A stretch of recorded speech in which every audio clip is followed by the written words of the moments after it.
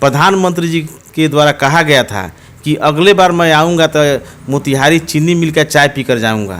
चीनी मिल बिक भी गया, लेकिन वहाँ का किसान जो उसमें काम किया था, कार्यरत था, किरानी था, उसका भी पैसा नहीं मिला। उसके नाम पर, मोती झील के नाम पर करोड़ों अरबों रुपये लूटा गया, लेकिन आज तक उसको पर्यटक स्थल नहीं बनाया गया।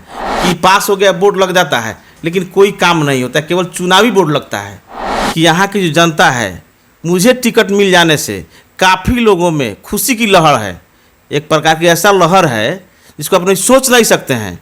बांध का कार्य हुआ है, कहीं कहीं हुआ भी है तो केवल कागज़ में हुआ है, लूट हुआ है, काम नहीं धरातल पर हुआ है।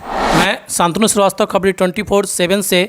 अभी हम मौजूद हैं महागठबंधन के राजद के मोतिहारी विधानसभा के प्रत्याशी श्री ओम प्रकाश चौधरी जी के समक्ष, और एक हार्दिक शुभकामना भी है कि आप राजद के प्रत्याशी बने।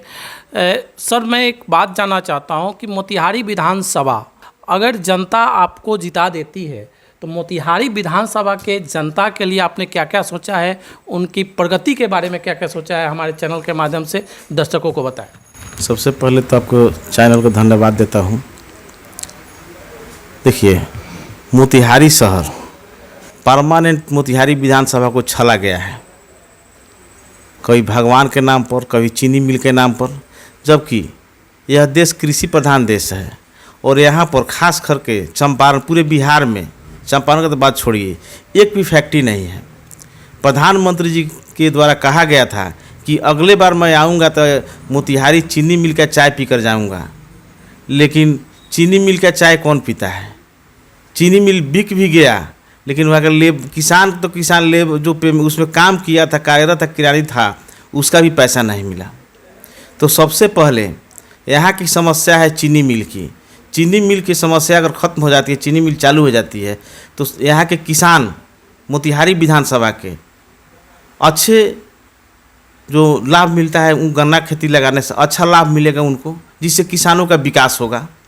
दूसरा का, जो मोतिहारी में मोती झील है, मुख्य पॉइंट है मोतिहारी का, उसके नाम पर, मोती झील के नाम पर करोड़ों अरबों रुपये लूटा गया, लेकिन आज तक उसको पर्यटक स्थल नहीं बनाया गया। अगर उसको हम लोग पर्यटक स्थल बनवा देते हैं तो वहाँ पे कितने लोग का रोजी रोटी चलेगा। जो लोग मारे फिर रहे हैं, यहाँ से वहाँ पलायन कर रहे हैं, बाहर जा रहे हैं दूसरे स्टेट में, कितने लोग का व्यवसाय चलने लगेगा यहाँ पर। मोतिहारी के जो पर्यटन की बात होती है तो पर्यटन मंत्री भी हमारे माननीय प्रमोद जी रहे हैं, उसके पहले भी बहुत सारे यहाँ नेतृत्व करता रहे हैं। तो मोतिहारी को आज तक पर्यटन के दृष्टिकोण से विकसित नहीं किया गया।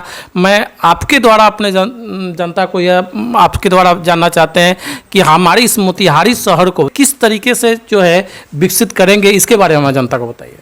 देखिए, यहाँ के माननीय जो मंत्री जी हैं वो तो इतना ना विकास कर रहे हैं, जबकि युवाओं का भविष्य, एक आपको कॉलेज है जो हम लोग के शहर का टॉप कॉलेज है, उसके ज़मीन को उनके द्वारा बाउंड्री कराया जा रहा है, उनको खेल मैदान बनाया जा रहा है, जबकि कॉलेज का ज़मीन है, वहाँ कॉलेज बनना चाहिए।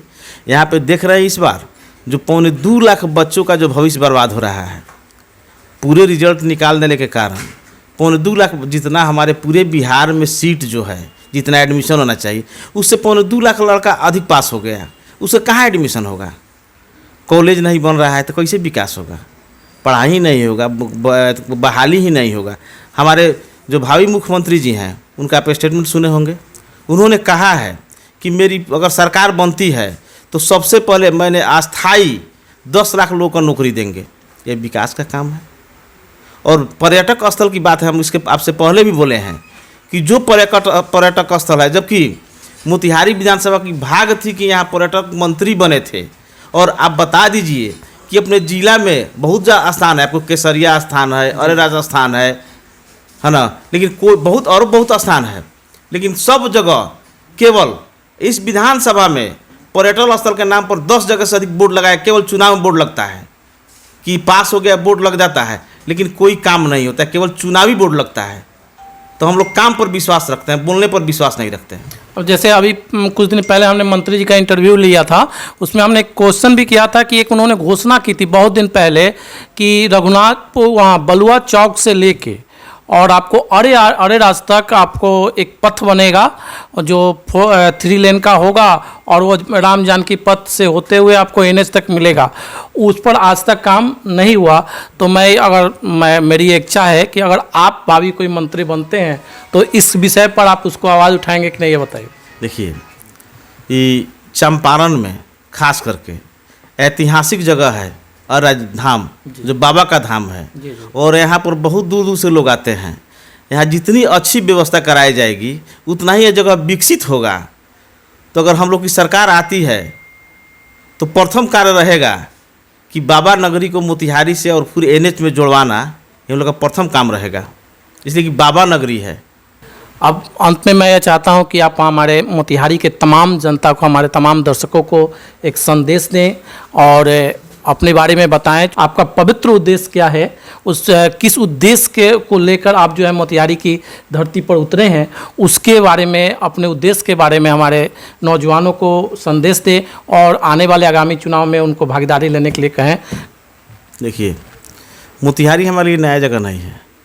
हम मोतिहारी के आपको जिला परिषद के उपाध्यक्ष रह चुके हैं। जी। 5 वर्ष अच्छा से कार्यरत रहे हैं, कोई अविश्वास उसमें नहीं लगा, है ना। और यहाँ मोतिहारी, खास करके मोतिहारी से सटा हुआ मेरा घर है। टोटल हम लोग का आना जाना, काम धंधा मोतिहारी में ही शुरू होता है। इसलिए जनता में भी विश्वास है और मुझे भी पूर्ण विश्वास है कि यहाँ की जो जनता है, मुझे टिकट मिल जाने से काफ़ी लोगों में खुशी की लहर है। एक प्रकार की ऐसा लहर है जिसको अपने सोच नहीं सकते हैं। तो हमारे नौजवानों को संदेश दें कि वो आपके साथ, आपके नौजवान तो मेरे साथ हैं। हमारे भावी मुख्यमंत्री जी का जो घोषणा हुआ जी कि जैसे ही जो हमारे प्रधानमंत्री जी हैं, वो क्या बोले थे चुनाव में कि मेरी सरकार आएगी तो प्रत्येक साल 2 करोड़ युवाओं को नौकरी देंगे, लेकिन एक नौकरी नहीं दिए। हमारे भावी मुख्यमंत्री का क्या कहना है कि जब मेरी सरकार आएगी, फर्स्ट कैबिनेट मीटिंग होगा, उसी दिन हम 10 लाख युवाओं को नौकरी देंगे। उन्होंने बताया भी कि कहाँ से नौकरी देंगे। हम सब जगह सीट खाली है, बहाली करेंगे, अस्थायी नौकरी मिलेगा। इससे बड़ा रोजगार क्या चाहिए। उसके बाद उनका कहना है कि यहाँ फैक्ट्री में लगवाएंगे, बाहर से लोग को बुलाएंगे, लोग मेरा पलायन नहीं करेगा। अच्छा मान लीजिए कि यहाँ के आप इसी जिले का बात उठा लीजिए, जैसे कितना लड़का बाहर जाता है, दिल्ली आपको कोटा पढ़ने कहाँ जाता है, इलाहाबाद जाता है। बिल्कुल। अगर अच्छा यहाँ खुल जाएगा तो बच्चा बाहर नहीं जाएगा।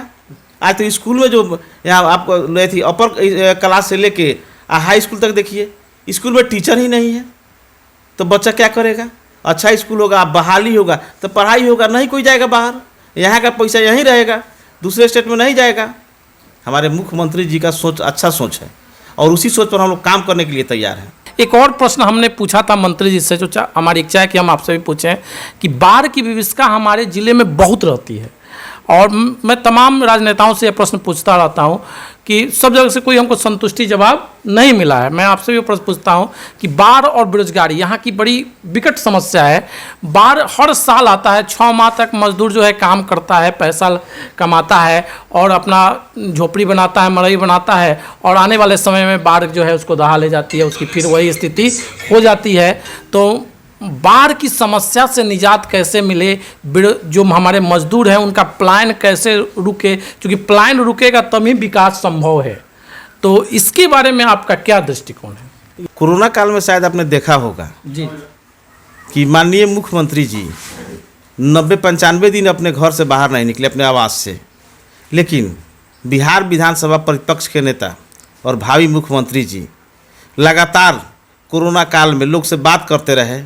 कहाँ क्या घटा है, जो लोग मैसेज कराए वहाँ राशन भेजवाने का काम किया उन्होंने। तो जब मेरे नेता ही उतना एग्रेसिव रहेंगे तो कोरोना काल चाहे कोई भी ऐसा आपत्ति आए तो उसमें हम लोग क्यों नहीं खड़ा रहेंगे। दूसरी बात है बाढ़ की। बाढ़ की समस्या अगर हम लोग चाह दें, अगर नेता लोग चाह दें तो कोई बड़ी समस्या नहीं है। इसके पहले मैंने सुगौली विधानसभा का नेतृत्व किया है। वहाँ पर एक ठो बांध है जिसका नाम हम भूल रहे हैं, वो वहाँ मोटा मोटी 10-15 पंचायत को वो बांध प्रभावित करती है। लेकिन वो बांध जिस बना उसके बाद से एक बार भी रिपेयरिंग उसका नहीं हुआ है। और इधर भी जो बांध है, बांध पर काम ही नहीं होता। जो जिस समय बांध बनाया है जहाँ जहाँ, उसके बाद से बांध का कार्य जो हुआ है, कहीं कहीं हुआ भी है तो केवल कागज़ में हुआ है, लूट हुआ है, काम नहीं धरातल पर हुआ है। जब तक काम नहीं अच्छा होगा तब तक यही समस्या आती रहेगी। एक योजना बहुत पहले चली थी, नदियों को नदी से जोड़ने का कार्य, और जो आज तक धरातल पर बहुत सरकारें मतलब आई गई, बीजेपी भी की आई, तो आज तक नहीं हो पाया। तो मैं ये चाहता हूँ कि आप आएँ तो उस पर जरूर कार्य हो, उससे बाहर के भी इसका रुक सकेगी, जो नदी से नदी जब जोड़ दिया जाएगा तो। नहीं, नदी से नदी अगर जोड़ दिया जाता है तो जो कटाव की जो वो नदी का जो एथी हुआ है, काम उसमें कुछ हुआ है, हम देखे हैं, उससे नदी एकदम हमारी स्टेट वे में हो जा रही है। स्टेट वे में हो जाने के कारण बहुत सारा कटाव रुक जाएगा, काफ़ी कटाव रुक जाएगा। हम लोग प्रयास करेंगे कि अगर हमारी सरकार आती है तो अपने सरकार का इस कार्य पर ध्यान आकृष्ट कराएं और काम कराने की कोशिश कराएंगे। बहुत बहुत धन्यवाद आपका, आपने अपना कीमती समय निकाला। हम अपने खबरी 24/7 के तमाम दर्शकों की तरफ से आपको अग्रिम जीत की बधाई देते हैं। बहुत बहुत धन्यवाद।